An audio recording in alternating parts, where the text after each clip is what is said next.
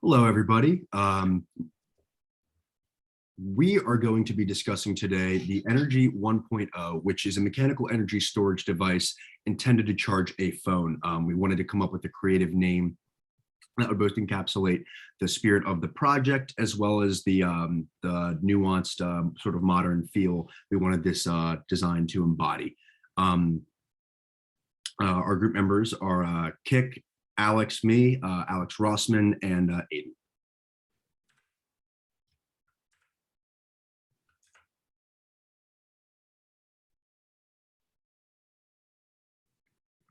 Initially, the customer came to us with a very ambitious request to design a phone charger that uses mechanical energy storage.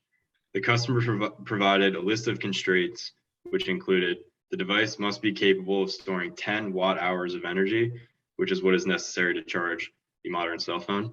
The energy must be stored using mechanical springs. Input power must come from an external hand crank operated by the user. The device must use a gearbox to convert the input energy to stored energy in the springs, and they wanted to aim to minimize the system, ideally to a portable level, but just it ultimately just needed to stay reasonably small. Unfortunately, when we started our calculations, we quickly ran into the problem that we couldn't keep a similar footprint with this design as a conventional portable phone charger. The amount of energy that the customer wanted to be stored in this device was impossible to store mechanically in that form factor. Eventually, after a couple iterations, we made the decision to expand the design to something a little larger.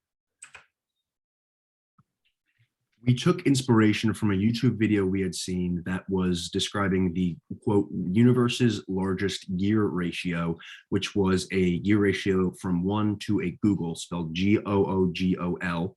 And the energy stored, the energy required to turn that last gear once would be the energy, more energy than exists in the entire known universe. So we looked at that and said, what if we nested a whole bunch of these sort of gearboxes together in a 2x2 configuration with not shafts but rods, and the gears themselves would rotate around stationary rods to transmit this power. And you can see it in the T-shaped design we have. The spring is housed in its spring casing there at the top of our T, and then a cable would come out of the spring housing, be connected to a platform that would raise from the bottom of the spring, compressing it, run over the pulley we have there onto a coil.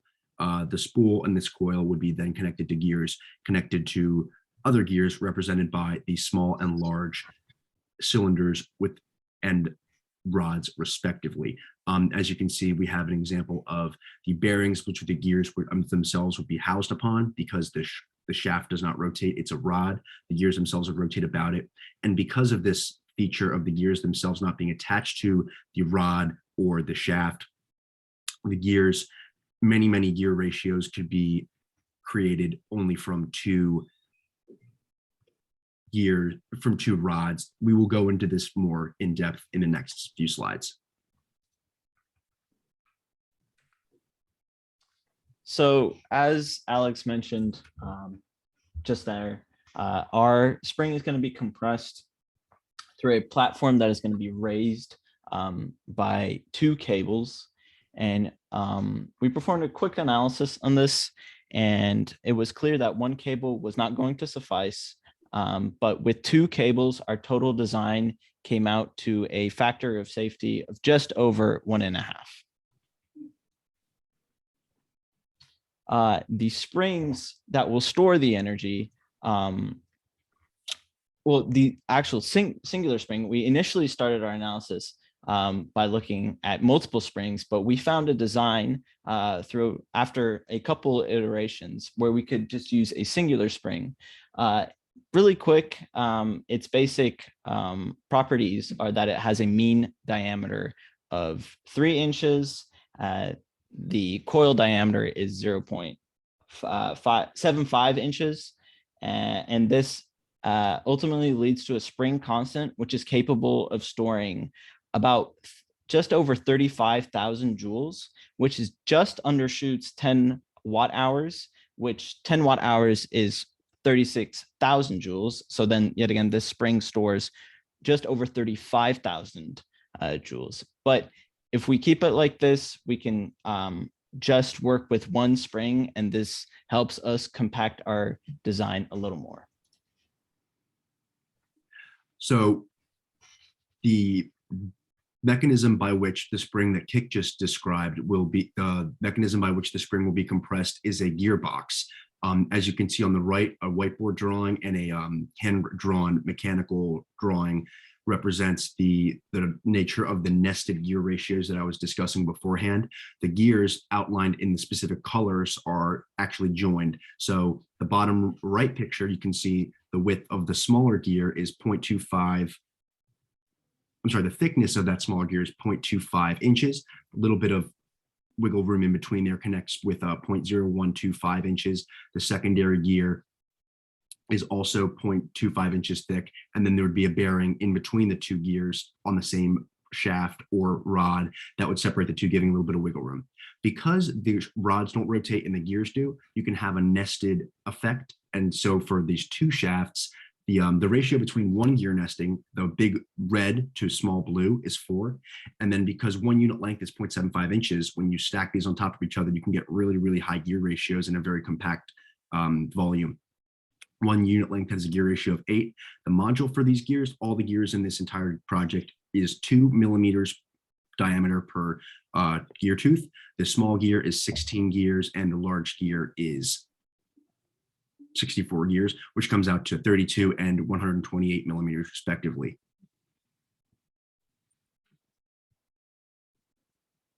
The pulley, on the other hand, needed to be revised a few times. The compact nature of our initial design needed to be revisited because the pulley that we had intended to use, which was a bearing, the dynamic and static load ratings for this bearing, for any reasonable bearing that would fit our criteria for the initial design, were just way, way too small. We had a very thick rope, wire rope that we were using to pull, and we said, we need to increase the pulley to increase the torque that we needed to be able to, the pulley would be able to handle. We eventually settled on this pulley from McMaster Carr with an outside diameter of 14 inches and a actually pulley diameter of about 12.5 inches. That's why we had to expand our design to a big T, would wrap around a spool, then the gears would do their thing.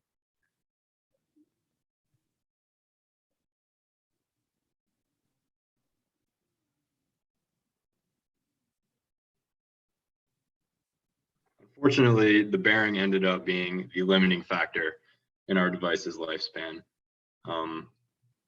Because we had to use smaller bearings to accommodate the other mechanical components, the dynamic load rating for each bearing ended up being a measly 4,893 newtons. As a result, the equivalent force was really high, and the bearing ended up only having a lifespan of approximately 500 revolutions. In the future, we would recommend diving more into bearing analysis to further improve the design and increase its lifespan. But we are confident that as of now, 500 revolutions is enough to charge a phone, and the design has been made in such a way that the bearings can be easily replaced after each use. Side note, the bearings themselves, the maximum rotational speed is 60 revolutions per minute, because the very end, we assume that a person will be able to crank the final gear at a rate of 1 revolution per second. This means that only the last gear would need to have this 500 revolution criteria, because the gear, as you go further and further along the gear train, gear ratio becoming higher and higher to transmit the torque. The speeds will be going down, down, down in a linear fashion, which could be represented by a graph or something like that. The final one is the one that would need to be replaced most often, decreasing frequency of replacement as you go further and further along the gear train.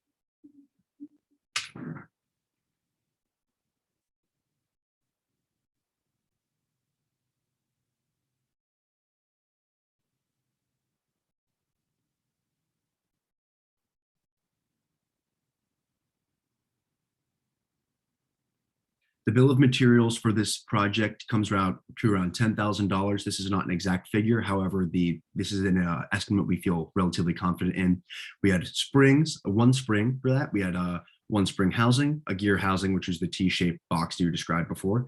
The big cylinders, which are representative of the gear ratio, the nesting gear units. Small cylinders to represent the interface of that, because when you add one big cylinder plus one small cylinder touching, you get the equivalent length or width of one of these gear quote units. You have the ball bearing, and you have the pulley for the wire, the rope for lifting for McMaster-Carr as well, each with one of those, but you would need more ball bearings to incorporate all the gears, which is going to be around 90 gears in total, and you would need only one more, so 2 total pulleys for the wire rope. At the end of the day, this project was definitely a difficult design. We had to reiterate and revise our design multiple times before settling on one that did the best job of combining efficiency of space with efficiency of materials and transmission of power in a reasonable manner for a single person. An additional idea we had was to maybe put an attachment on this thing that would allow someone to pedal a bike and to charge this thing, because the faster and faster the end thing goes, the end gear spins, the more quickly you will be able to compress the spring, thus store the energy to charge your phone.